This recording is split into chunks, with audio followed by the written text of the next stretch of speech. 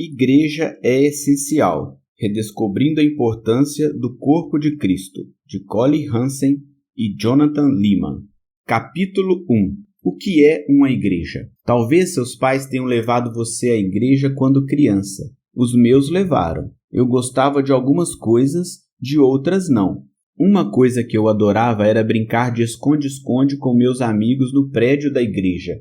Era um edifício amplo e irregular, com corredores, acessos e escadarias inesperados.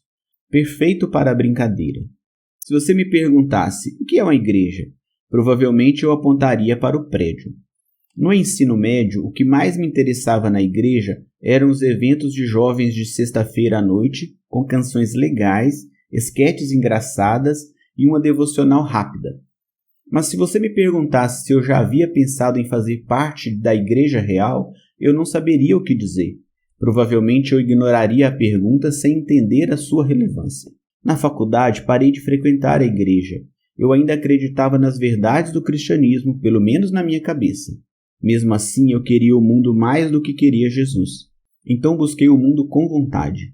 Pelo que posso dizer, eu era um cristão nominal, um cristão apenas no nome. Chamava Jesus de meu Salvador, mas ele certamente não era meu Senhor. Eu cria, mas não me arrependi e criei, como Jesus nos chama a fazer. Se você me perguntasse o que é uma igreja, eu provavelmente diria: é um monte de pessoas que querem seguir Jesus e é por isso que não quero estar lá. Ironicamente, quanto mais me afastava da igreja, melhor entendia o que ela é. E você, já parou para se perguntar o que é uma igreja? Pregação e pessoas. Em agosto de 1996, concluí a faculdade e me mudei para Washington, D.C., para procurar um emprego. Um amigo cristão me falou sobre uma igreja na cidade. Sentindo-me um pouco culpado em relação à maneira pela qual estava vivendo, mas principalmente desejando algo mais profundo e significativo na vida, decidi ir. Não me lembro do sermão daquele primeiro domingo de manhã de retorno à igreja, mas me lembro de voltar para o culto da noite e para o estudo bíblico da quarta-feira seguinte à noite. Na semana seguinte, a mesma coisa. Domingo de manhã, domingo à noite e quarta à noite. De repente passei de um não frequentador a um frequentador que ia 3 vezes por semana. Ninguém me obrigou. Havia algo me atraindo. Na verdade, alguém estava me atraindo. O Espírito Santo. E ele estava usando 2 coisas. Primeiro, ele usou a pregação do pastor Mark. Eu nunca ouvira nada parecido. Mark pregava a Bíblia versículo por versículo, capítulo por capítulo, sem constrangimento.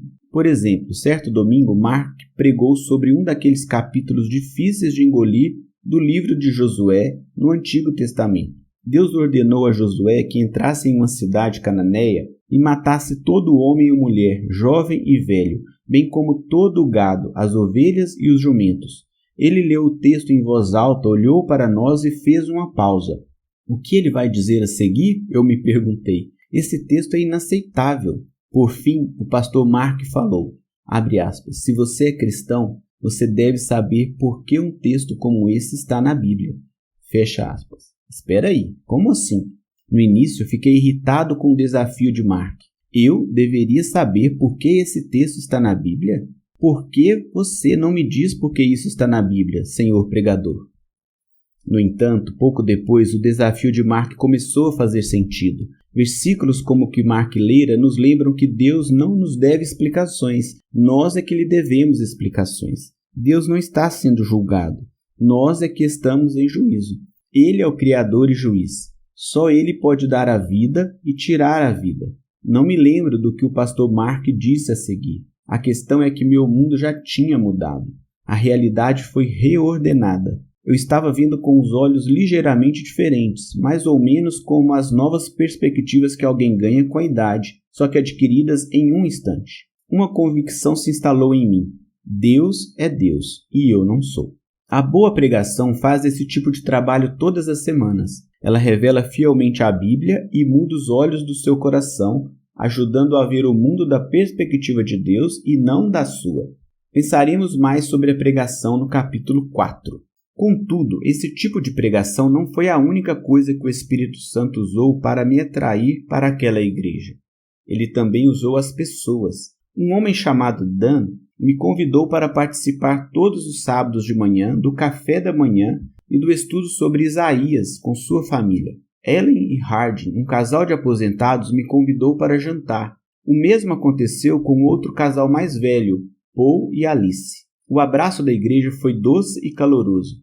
Eu tinha comigo alguns amigos de faculdade não cristãos lá em Washington, mas cada vez mais eu queria passar tempo com esses novos amigos da igreja também e convidar meus amigos da faculdade para se juntar a nós. Essa congregação, seus amores e compromissos, ofereceram-me uma imagem de um tipo de vida diferente.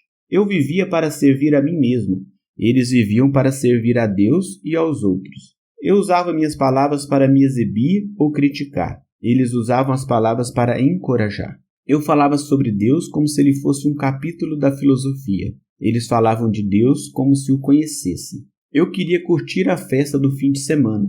Eles queriam desfrutar de Cristo. A congregação também me deu uma visão de um tipo diferente de cidade. Lá estávamos nós em Washington, D.C., uma cidade fervilhando com conversas sobre as próximas eleições de novembro de 1996. Os membros também gostavam dessas conversas. Alguns deles até viajaram para seus locais de origem para as várias semanas de campanha em prol das cadeiras de seus chefes no Congresso ou no Senado. No entanto, essas pessoas falavam sobre a política como se fosse apenas importante. A cidade queria que eles tratassem isso como fundamental. Os membros da igreja tinham interesse em política. A cidade queria que adorássemos a política como um ídolo. Isso significava que dentro da igreja a cultura política parecia mais calma, menos frenética, mais respeitosa.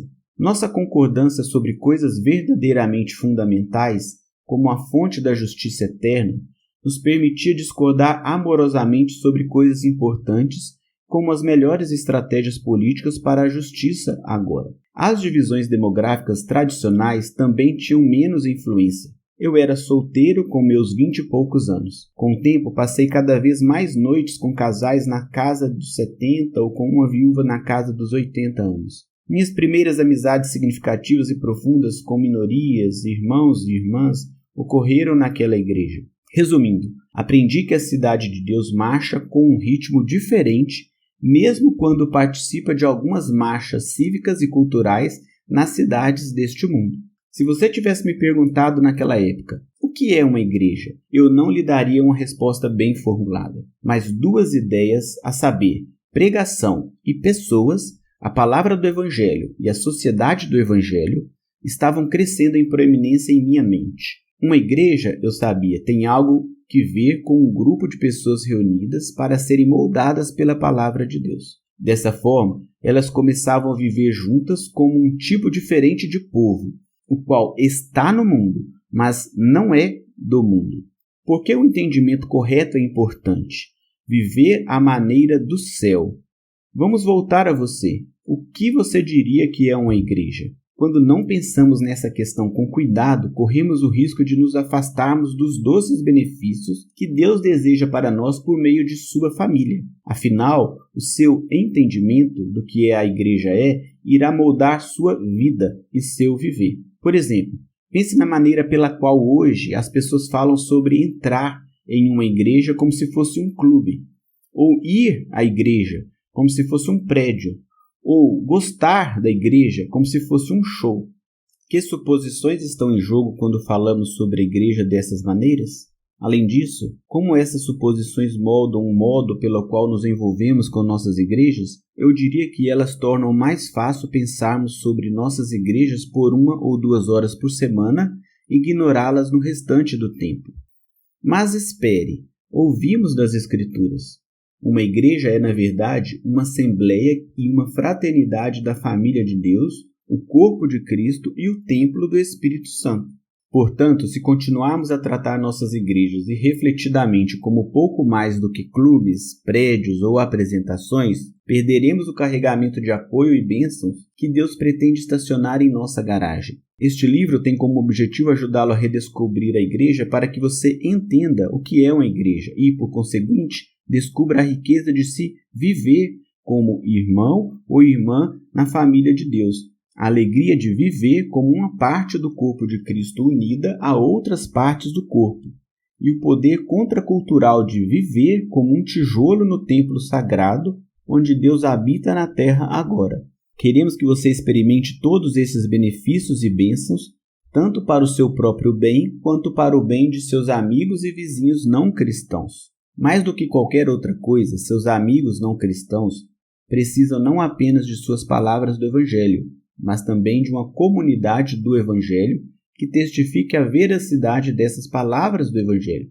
Você quer que eles observem a vida de sua igreja e digam: Deus realmente muda as pessoas, e Ele realmente está construindo uma cidade justa e correta aqui na igreja. Veja 1 Coríntios 14, 25 e Hebreus 11, 10. Pense, os líderes políticos americanos há muito se referem aos Estados Unidos como uma cidade sobre o monte. No entanto, parte da redescoberta da igreja é redescobrir que nossas igrejas deveriam ser essa cidade sobre o monte, quer vivamos nos Estados Unidos, quer em qualquer outra nação. Isso é o que todos nós, cristãos e não cristãos, mais precisamos em tempos tumultuados cultural e politicamente. O céu não descerá à terra por meio de nenhuma nação hoje, e não desceu à terra em nenhuma nação desde que Deus vinculou sua presença ao templo do antigo Israel. Ainda assim, de modo surpreendente, notável e incrível, sua igreja, aquela que queremos que você redescubra, é o lugar onde a Bíblia diz que o céu começou a descer à terra. Nela, o reino dos céus está próximo, Mateus 4. Nela, a vontade de Deus é feita na terra como no céu, Mateus 6. Nela, nós armazenamos os tesouros do céu, Mateus 6.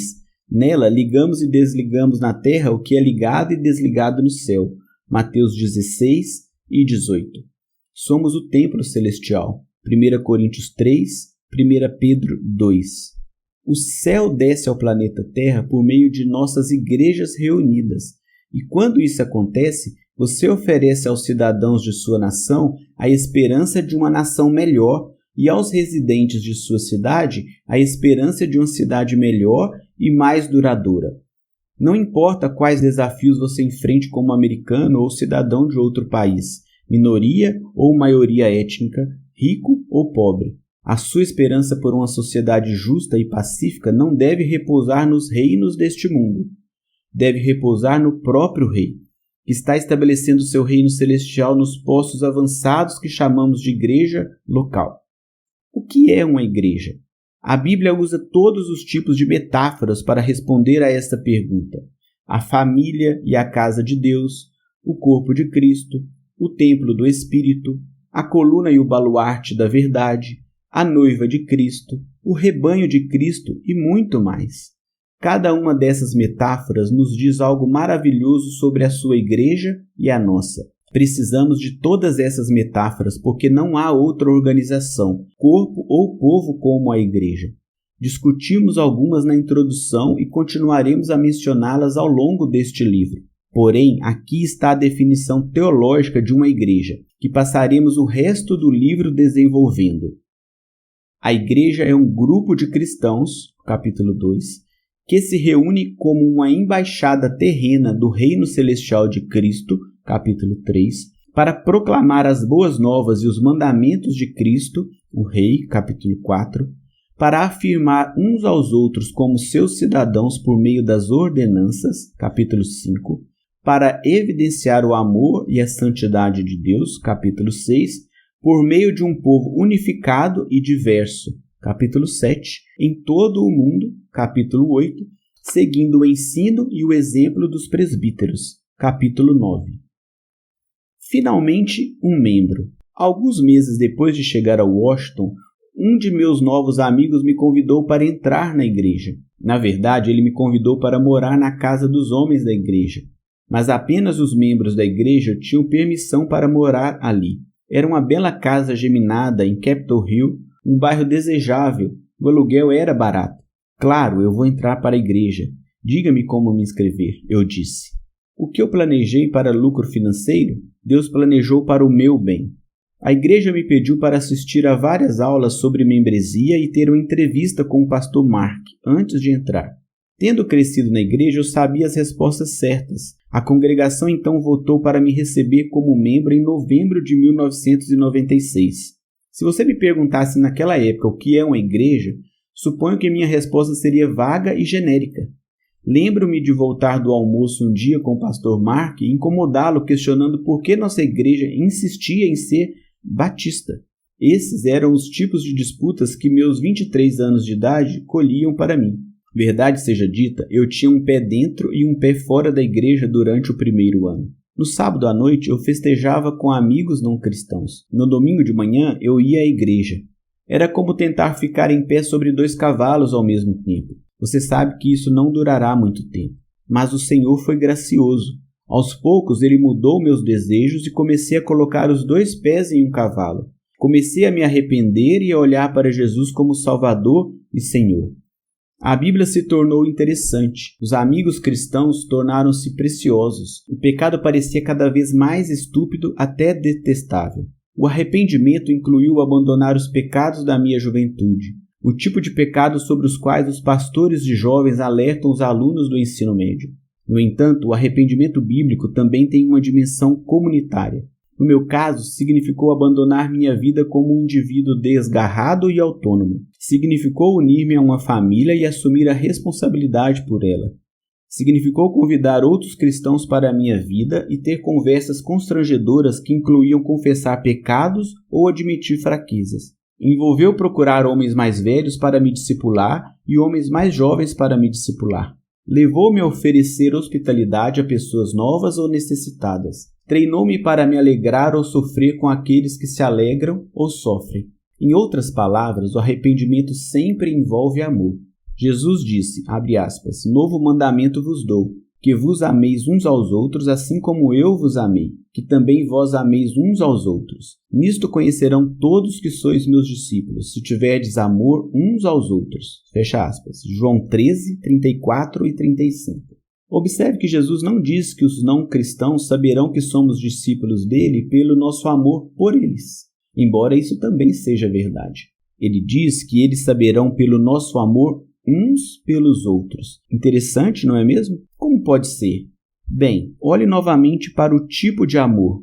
Assim como eu vos amei.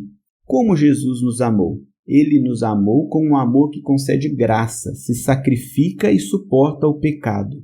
Abre aspas, mas Deus prova o seu próprio amor para conosco pelo fato de ter Cristo morrido por nós, sendo nós ainda pecadores. Fecha aspas. Romanos 5, 8. O que é uma igreja? É um grupo de pessoas que sabem que foram amadas por Cristo e começaram a amar umas às outras dessa maneira. Foi assim que o pastor Mark, Dan, Ellen, Hardin, Paul e Alice, todos eles amaram aquele jovem de 23 anos, indeciso entre 2 rumos. Na verdade, é assim que nossos irmãos membros da igreja amam Colin e eu até hoje também, com um amor perdoador, tolerante e paciente. E é assim que tentamos amá-los em troca. É um amor que os descrentes no mundo não devem apenas ouvir em nossas palavras, mas também ver em nossas vidas juntos, levando-os a dizer, abre aspas, queremos um pouco disso também. Podemos entrar? Fecha aspas. Ah, amigo, dizemos, deixe-nos primeiro dizer de onde vem este amor.